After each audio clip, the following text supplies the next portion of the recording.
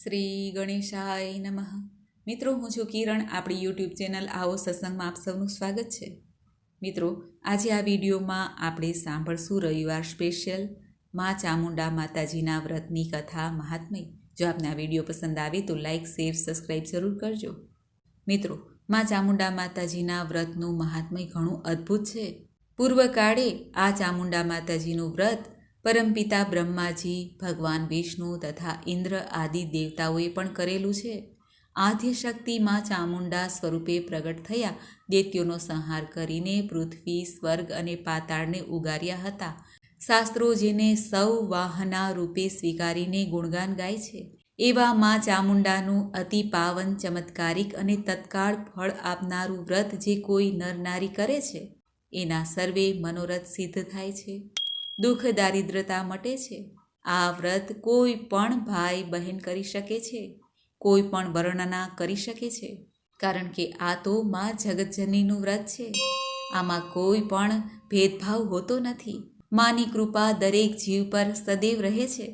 આ ચામુંડા માતાજીનું વ્રત કરનારને સ્વાસ્થ્ય, શક્તિ, શાંતિ, સુખ પ્રાપ્ત થાય છે, યશ, કીર્તિ પ્રાપ્ત થાય છે તથા આલોક પરલોક સાર્થક થાય છે. તથા કોઈ પણ ગ્રહ નડતર હોય, ગરીબી હોય કે અમુક કારણસર અન્ય કોઈ પીડા હોય જે અલૌકિક હોય, જે નકારાત્મક પ્રભાવ આપતી હોય, એ પીડાથી પણ મુક્તિ પ્રાપ્ત કરી શકાય છે. એવું આ મા ચામુંડા માતાજીનું વ્રત છે. મા ચામુંડા માતાજીના આ વ્રતના પ્રભાવથી સુખ શાંતિ તો પ્રાપ્ત થાય છે, પતિ પત્નીનું સુખ પ્રાપ્ત થાય છે, સંતાનનું સુખ પ્રાપ્ત થાય છે.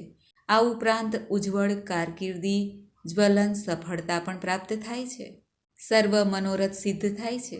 આ વ્રત કરનાર ભાવિકજનોના મા ચામુંડા તત્કાળ હાથ ઝાલે છે. હામ, દામ અને ઠામ આપનાર મા ચામુંડા સૌ બાલુડા ઉપર કૃપા વરસાવે છે. આ ચામુંડા માતાજીનું વ્રત 9 રવિવારનું હોય છે. કોઈ પણ રવિવારથી માની ઉપાસના કરવા માટે, આરાધના કરવા માટે સવારથી જ સંકલ્પ કરી લેવો જોઈએ કે તમે આજથી આ રવિવારનું વ્રત આરંભ કરો છો. જો રવિવારે કોઈ કામકાજ આવી પડે કે અડચણ હોય તો તે રવિવારને મૂકીને ત્યાર પછીના રવિવારે આ વ્રત કરવું જોઈએ. આ ચામુંડા માતાજીના વ્રતની વિધિ કંઈક આવી છે. કોઈ પણ રવિવારે આ ચામુંડા માતાજીનું વ્રત લેવાય ત્યારે સૂર્યાસ્ત થયા પછી એક બાજોટ કે પાટલા ઉપર લાલ વસ્ત્ર પાથરીને એના પર 3 મુઠ્ઠી ચોખા કે ઘઉં મૂકીને એની ઉપર મા ચામુંડા માતાજીની છબી કે મૂર્તિ મૂકવી. માની સ્થાપના કર્યા બાદ માને કંકુનો ચાંદલો કરવો, અક્ષત લગાડવા, ત્યારબાદ ઘીનો દીવો કરીને પાટલા પર મૂકવો. 3 અગરબત્તી કરવી, એક નાગરવેલના પાન પર એક સોપારી મૂકવી. ત્યાર પછી મા ચામુંડા માતાજીના વ્રતની વાર્તા વાંચવી, સાંભળવી. વાર્તા સાંભળતી વખતે હાથમાં ચોખા રાખવા. વાર્તા પૂરી થાય એટલે તે ચોખાથી મા ચામુંડા માતાજીને વધાવી લેવા. વાર્તા પછી આરતી કરીને માને થાળ ધરાવવો. બની શકે તો સુખડીનો થાળ ધરાવવો, નહીંતર ફળ, પેંડા કે બીજી કોઈ પણ મીઠી વસ્તુ પણ ધરાવી શકાય. થાળ ધરાવ્યા બાદ પ્રથમ પ્રસાદ પોતે લઈને બાકીનો પ્રસાદ ઘરમાં અને પડોશમાં વેચી શકાય. વ્રતના દિવસે એકટાણું ભોજન કરવું અથવા ફલાહાર એટલે કે ઉપવાસ પણ કરી શકાય, જેવી જેની શ્રદ્ધા. આ રીતે 9 મંગળવાર સુધી આ વ્રત કરવાનું હોય છે. 9 રવિવારનું વ્રત થઈ ગયા પછી 10મા રવિવારે મા ચામુંડા માતાજીના આ વ્રતનું ઉજવણું કરવાનું હોય છે. ઉજવણાની સાંજે સૂર્યાસ્ત પછી 7 સ્ત્રીઓને પ્રસાદ લેવાનું આમંત્રણ આપવું જોઈએ. કુંવારી કન્યા કે સોહાગણ બહેનો પણ ચાલે. એ દિવસે 1.25 સેર લોટની સુખડી બનાવવી, ચોખા અને પુષ્પોથી માનું પૂજન કરવું. માની આરતી, ચાલીસા, અષ્ટોત્તર શતનામ માળાનો જપ પણ કરી શકાય. સુખડીનો પ્રસાદ જે માને ધર્યો હોય તે બધા બહેનો તથા બાળાઓને આ પ્રસાદ ખવડાવવો તથા એક પુસ્તિકા ભેટ આપવી. 9 રવિવારના વ્રત દરમિયાન દર રવિવારે એક સોપારી આપણે માતાજીની સામે ધરી હોય તેમાં 9 સોપારીમાંથી 7 સોપારી આમંત્રિત બહેનોને કે કુંવારી કન્યાને આપી દેવી. 1 સોપારી પોતે રાખવી અને 1 સોપારી માતાજી પાસે મૂકી રાખવી. જે બહેનોને પુસ્તિકા અને સોપારી આપો તેને મા ચામુંડા માતાજીના વ્રતની પ્રાર્થના કરવી. જે કોઈ માં ચામુંડા માતાજીના મહિમા વધારવા નિમિત્ત બને છે તે અવશ્ય પુણ્યનો લાભ પ્રાપ્ત કરે છે. માં ચામુંડા માતાજીના 9 રવિવારનું આ વ્રત 5 વખત કરી શકાય છે તથા 5 વખત આ વ્રત કરીને 5 વખત ઉજવણું કરીને જીવનભર પણ કરી શકાય છે. માની ભક્તિ તો અનમોલ છે. માની ઉપાસના કરનાર ભક્તો સદા સુખ સંપન્ન થાય છે. તો મિત્રો, આ હતી વ્રતની વિધિ મહિમા. હવે આપણે સાંભળીએ વ્રતની કથા, માં ચામુંડા માતાજીના વ્રતની કથા. બોલો માં ચંડી ચામુંડા માતની જય. વીરપુર નામનું એક નાનકડું ગામ હતું. આ ગામમાં ચિત્રવર્મા નામના એક બ્રાહ્મણ રહેતા હતા. તેની પત્નીનું નામ માયાવતી હતું. બ્રાહ્મણ બ્રાહ્મણી ખૂબ જ ગરીબ હતા, પરંતુ પવિત્ર હતા. વળી તેમને કોઈ સંતાન પણ ન હતું. બ્રાહ્મણ સવારમાં પોરમાં ભિક્ષા માંગવા નીકળી પડે અને બ્રાહ્મણી લોકોના ઘરનું કામ કરતા જ હતા. આમ તેઓ મરચું રોટલો ખાઈને પોતાનું પેટ ભરતા હતા અને પ્રભુ ભજનમાં સમય પસાર કરતા હતા. બ્રાહ્મણીને પોતાની ગરીબાઈનું દુઃખ ન હતું, પણ જ્યારે તેને કોઈ વાંઝણી કહે ત્યારે તેને ખૂબ જ દુઃખ થતું હતું. વાંઝણી શબ્દ તેના કાળજાને કોરી નાખતો હતો. વાંઝણી શબ્દ સાંભળીને ઘણીવાર તે રડી પડતી હતી, પરંતુ પોતાનું દુઃખ બ્રાહ્મણ આગળ વ્યક્ત કરતી નહીં. તેમના લગ્નને 10 વર્ષ થઈ ગયા હતા, છતાં બ્રાહ્મણીનો ખોળો ભરાતો ન હતો. તેથી રસ્તામાં બ્રાહ્મણી મળે તો તેને જોઈ લોકો મોં બગાડતા અને અપશુકન્યાળી કહેતા. આ બ્રાહ્મણના જર્જરિત મકાનની અડોઅડ એક વાણિયાની મોટી હવેલી હતી. આ વાણિયાનું નામ જીવણ અને તેમની પત્નીનું નામ સુશીલા હતું. આ બંને પતિ પત્ની પૈસાને લીધે ખૂબ જ અભિમાની અને તોછડા સ્વભાવના હતા. તેમને 2 પુત્રો અને 1 પુત્રી હતી. આ ત્રણેય બાળકો તો માતા પિતા કરતાં પણ ચડિયાતા હતા. તેમને તો પોતાની શ્રીમંતાઈનું ખૂબ જ અભિમાન હતું. આ વાણિયાનો ધંધો ખૂબ જ ધમધોકાર ચાલતો હતો. તેમના ઘરમાં 8-10 નોકરો પણ હતા. તેથી બધા આખો દિવસ હુકમો જ કર્યા કરતા. જીવણની પત્ની સુશીલા તો પતિ કરતાં પણ વધારે રૂઆબ કરતી. તે તો પોતાની જાતને મોટી રાજરાણી માનતી. આખો દિવસ ઘરેણાનો ઠઠારો કરીને ફર્યા કરતી. તેને બ્રાહ્મણી સાથે વાત કરવામાં પણ લાંછન લાગતું હતું. તે બ્રાહ્મણને તો લોટ મંગો કહીને જ બોલાવતી. આ વાણિયાના ઘરમાં ઘણું ભોજન વધે, પણ કદી તે બ્રાહ્મણ બ્રાહ્મણીને આપે નહીં. તે બહાર કચરાના ઢગલામાં ખાવાનું નાખી દે. આ જોઈને બ્રાહ્મણી ઘણીવાર બ્રાહ્મણને કહેતી, ભગવાનને ઘરે આ અંધેર છે. આ હવેલીમાંથી કેટલું ખાવાનું કચરાના ઢગલામાં જાય છે, જ્યારે આપણે ખાવા માટે વલખા મારીએ છીએ. હવેલીના માલિક જીવણ અને સુશીલા કદી ભગવાનનું નામ પણ લેતા ન હતા. કોઈ ધર્મ કરમનું કામ પણ કરતા ન હતા. છતાં તેઓ એશો આરામમાં જીવન વિતાવતા હતા. તેમના ઘરે લક્ષ્મીની છોડો ઉડે છે. જ્યારે આપણે સવાર સાંજ દીવા ધૂપ ભગવાનની માળા કર્યા કરીએ છીએ અને વ્રત તપ કરીએ છીએ, પાણી પણ પીતા નથી, તોય ભગવાન આપણી સામું જોતો નથી. ત્યારે બ્રાહ્મણ બ્રાહ્મણીને આશ્વાસન આપીને કહેતા, જેવું જેનું ભાગ્ય. આપણા ભાગ્યમાં ગરીબાઈ લખાયેલી છે, તેથી તે ભોગવ્યા વગર છૂટકો નથી. આમ બંને જણા શાંતિથી પોતાનું જીવન વિતાવતા હતા. એક દિવસ બ્રાહ્મણ વધારે લોટ મળે તે આશાએ બાજુના ગામમાં પણ લોટ માંગવા ગયા. લોટ માંગીને પાછા ફરતા મોડું થઈ ગયું. બપોરનો સમય થઈ ગયો. ઉનાળાનો ધમધમતો તાપ હતો અને તેવામાં બ્રાહ્મણના પગમાં ચપ્પલ પણ ન હતા. ઉઘાડા પગે ચાલવાથી બ્રાહ્મણને તાવ ચઢી ગયો. તેનું આખું શરીર ધગધગવા લાગ્યું અને શરીર લથડિયા ખાવા માંડ્યું. તે માંડ માંડ ઘેરે આવ્યા. બ્રાહ્મણની આવી હાલત જોઈને બ્રાહ્મણી તો ગભરાઈ ગઈ. તેણે તરત જ બ્રાહ્મણને એક ખાટલા પર સુવાડીને મીઠા પાણીના પોતા મૂકવા માંડ્યા. ઘણો સમય થયો, પણ તાવ ઉતર્યો નહીં. ડૉક્ટરને બોલાવી શકાય તેટલા પૈસા પણ ન હતા. હવે બ્રાહ્મણી કરે શું? છેવટે તાવ વધી ગયો અને મગજમાં ચડી ગયો. પરિણામે બ્રાહ્મણ તો જેમ ભાવે તેમ બોલવા લાગ્યા. બ્રાહ્મણની આવી હાલત જોઈને બ્રાહ્મણી તો બેબાકડા બની ગયા. તે તો કાંઈ પણ માન અપમાનની પરવા કર્યા વગર તરત જ બાજુમાં આવેલા જીવણ વાણિયાની હવેલીએ પહોંચી ગયા. આ સમયે જીવણ અને સુશીલા બંને હિંચકા ઉપર હિંચકો ખાઈ રહ્યા હતા.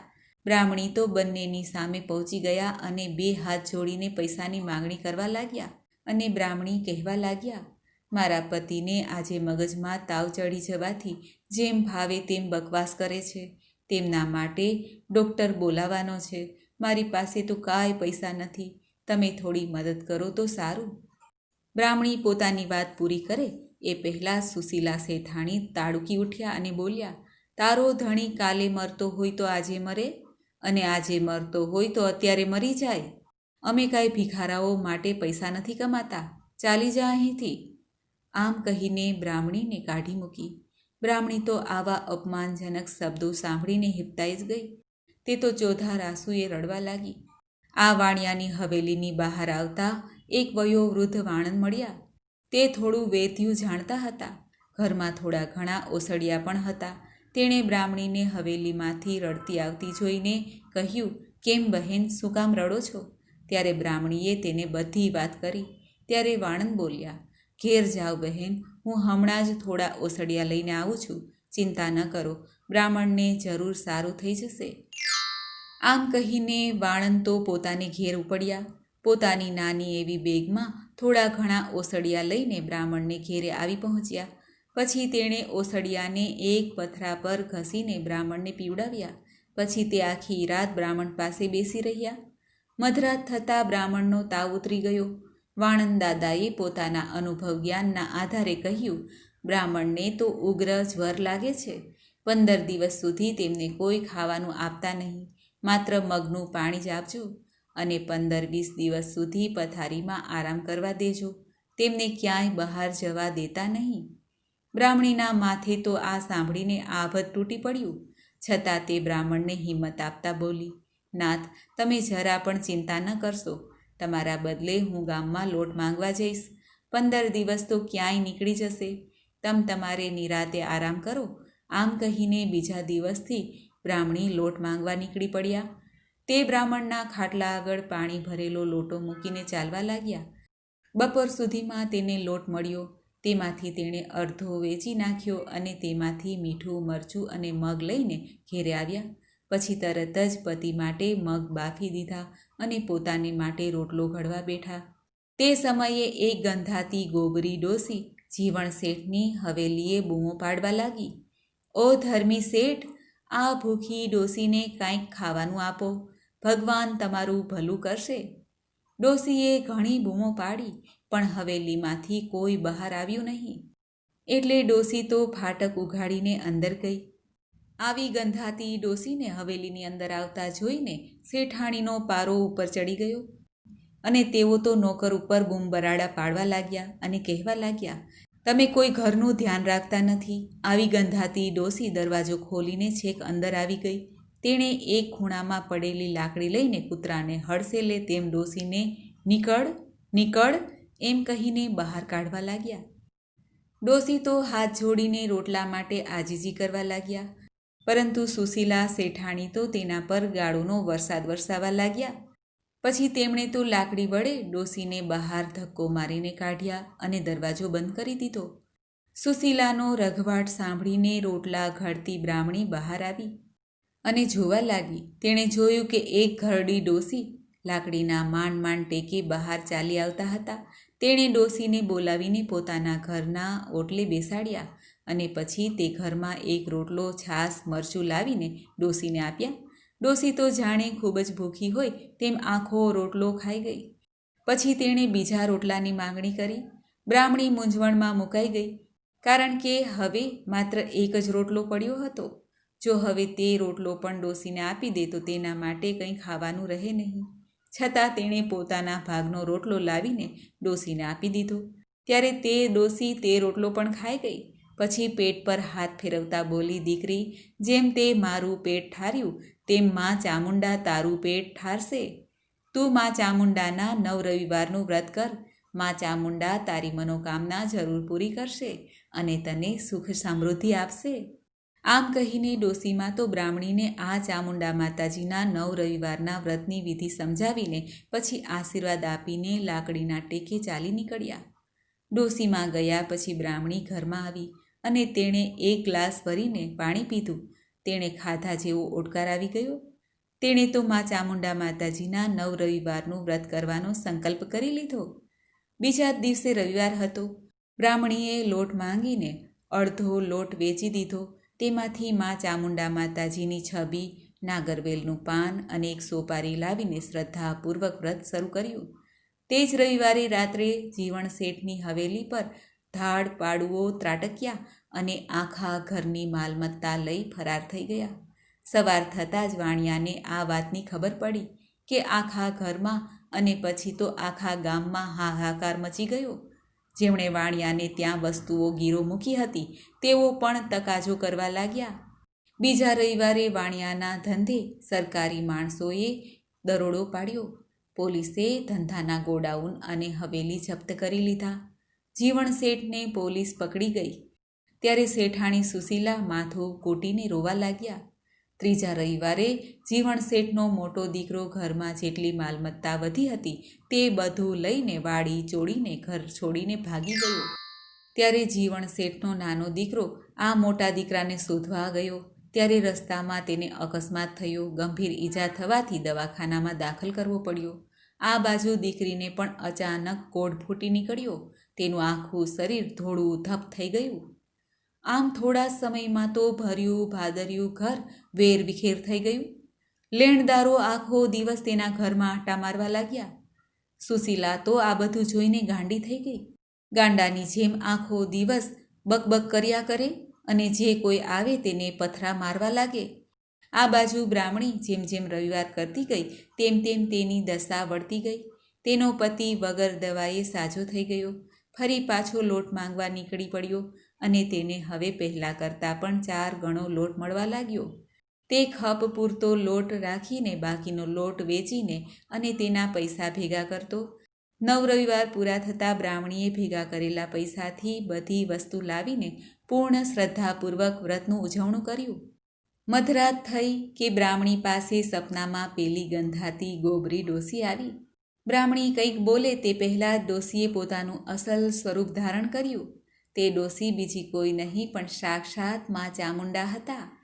ચામુંડામાના અદ્ભુત અને અલૌકિક સ્વરૂપના દર્શન કરીને બ્રાહ્મણી તો કૃતકૃત્ય થઈ ગઈ, ધન્ય થઈ ગઈ.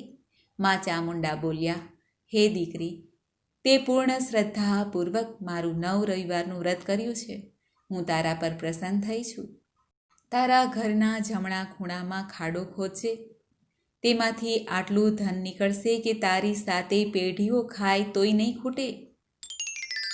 બ્રાહ્મણી સપનામાં જ બોલી, મા ચામુંડા, તમે જો ખરેખર મારા વ્રતથી પ્રસન્ન થયા હોય તો મને સંતાન સુખ આપો, મારું વાંઝિયા મેણું ટાળો. ત્યારે મા ચામુંડા બોલ્યા, દીકરી, તારા પૂર્વજન્મોના કારણે તારે 7 ભવ સુધી વંધ્યત્વ ભોગવવું હતું, પરંતુ મારા વ્રતના પ્રભાવે તારા તમામ પાપોનો નાશ થઈ ગયો છે. હવે તને સર્વગુણ સંપન્ન સંતાનની પ્રાપ્તિ થશે. દીકરી, હજુ પણ કાંઈ જોઈતું હોય તો માંગી લે. ત્યારે બ્રાહ્મણી બોલી, માં, આપ તો દયાના સાગર છો. આપ દરેકની ભૂલને ક્ષમા આપવા યોગ્ય છો. અજાણતા જીવણ તથા સુશીલાનો જે અપરાધ થઈ ગયો છે તેને ક્ષમા આપો અને તેમના ઘરની ભવત પાછી વાળો. ત્યારે ચામુંડા માતાજી બોલ્યા, દીકરી, તારું દિલ ખૂબ જ મોટું છે, પણ દરેકે કરેલા કર્મ તો ભોગવવા જ પડે છે. છતાં જો તું મારા નામનો પ્રસાદ આ સુશીલાને ખવડાવજે, જેથી તેનું ગાંઠ પણ દૂર થશે, તેનો પતિ પણ જેલમાંથી પાછો આવશે, અને તેને તું મારા આ 9 રવિવારનું વ્રત કરવાનું કહેજે કે જેથી તેના પર સૌ સારાવાના થઈ જાય, પુણ્યની પ્રાપ્તિ થાય. આમ કહીને મા ચામુંડા અંતર્ધ્યાન થઈ ગયા. સવાર થતાં જ બ્રાહ્મણીએ પોતાના સ્વપ્નની વાત બ્રાહ્મણને કરી. પછી બ્રાહ્મણે ઘરના જમણા ખૂણામાં ખોદવા માંડ્યું કે તેમાંથી હીરા, મોતી અને સોના મહોરોથી ભરેલો ચરુ નીકળ્યો. બ્રાહ્મણી આ જોઈને ખૂબ જ ખુશ થઈ ગયા. તેઓ રાતોરાત કરોડપતિ બની ગયા. પછી તો બ્રાહ્મણ અને બ્રાહ્મણીએ ખૂબ જ પ્રસન્ન થઈને જીવણ શેઠ જેવી જ બીજી હવેલી ખરીદી લીધી અને ત્યાં સદાવ્રત ચાલુ કર્યું. બ્રાહ્મણીએ મા ચામુંડા માતાજીનો પ્રસાદ આ સુશીલાને આપ્યો કે તરત જ તે સાજી થઈ ગઈ. તેની શાન ઠેકાણે આવી ગઈ. તેનું બધું જ અભિમાન ઉતરી ગયું. તે બ્રાહ્મણીના પગે પડી ગઈ અને માફી માંગવા લાગી, પરંતુ બ્રાહ્મણીએ તેને તરત જ ઊભી કરી દીધી. પછી તેને મા ચામુંડા માતાજીના વ્રત વિશે જણાવ્યું અને પોતાને પણ મા ચામુંડા માતાજીના વ્રતના પ્રભાવે જ સુખ મળ્યું છે તેવું જણાવ્યું. ત્યારે સુશીલાએ પણ મા ચામુંડા માતાજીના 9 રવિવારનું વ્રતનો સંકલ્પ કરી લીધો. તેનો પતિ જીવણ જેલમાંથી છૂટી ગયો. સુશીલાએ 2-3 રવિવાર કર્યા કે તેની પુત્રીનો બધો કોઢ મટી ગયો. તેના દવાખાનામાં પડેલો દીકરો પણ સાજો થઈને ઘેરે આવી ગયો. જ્યારે સુશીલાએ 9 રવિવારનું વ્રત પૂર્ણ કરીને ઉજવણું કર્યું કે તરત જ તેમનો ધંધો રોજગાર બધું વ્યવસ્થિત થઈ ગયું. હવે તેમને પહેલાં જેવી સુખ સાહ્યબી પાછી મળી. હવે તેમનામાંથી અભિમાન ઉતરી ગયું છે. આ બાજુ બ્રાહ્મણીને પણ સારા દિવસો રહ્યા. 9 માસ પૂરા થતાં દેવ જેવા સંતાનની પ્રાપ્તિ થઈ. પછી તેઓ આજીવન મા ચામુંડા માતાજીની ભક્તિ કરવા લાગ્યા. હે મા ચામુંડા, તમે જેવા બ્રાહ્મણ બ્રાહ્મણીને ફળ્યા તેવા આ વ્રત કરનાર, આ કથા સાંભળનાર, કથા કહેનાર સૌને ફળજો. બોલો મા ચામુંડાની જય. મિત્રો, તો આપણે સાંભળ્યું 9 રવિવારની મા ચામુંડા માતાજીની વ્રતકથા. જો આપને આ વિડીયો પસંદ આવે તો લાઇક, શેર, સબસ્ક્રાઈબ જરૂર કરજો. મિત્રો, મા જગતજનની ચામુંડા માતાજીની ઉપાસના કરનાર ભક્તોને ફળ અવશ્ય પ્રાપ્ત થાય છે. મા દયાળુ છે, દુખિયાનું દુઃખ દૂર કરનારી છે.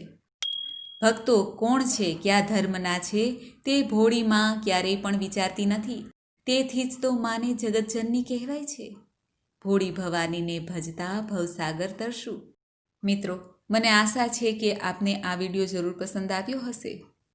યા દેવી સર્વભૂતેષુ શક્તિ રૂપેણ સંસ્થિતા નમસ્તસ્યે નમસ્તસ્યે નમસ્તસ્યે નમો નમઃ.